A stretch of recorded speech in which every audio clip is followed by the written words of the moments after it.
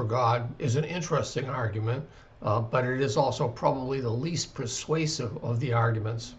In essence, what it does is it starts with the idea of God, defining God as the greatest or most maximal being, and then looking at God and saying, if God is the greatest or the most maximal being, to exist only in our minds is less than to exist in the real world. So therefore, since God is the most maximal being, he must also exist in the real world.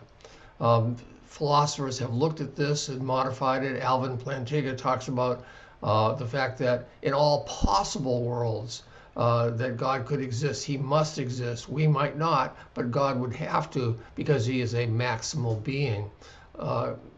Geisler comes into the argument and says in essence that the ontological argument supports the idea of God being a necessary being, because a necessary being must exist in all possible worlds. As you can see, there's probably a lot of objection to this, because there would be some serious question about if something exists in our mind, does it by necessity have to exist in the real world?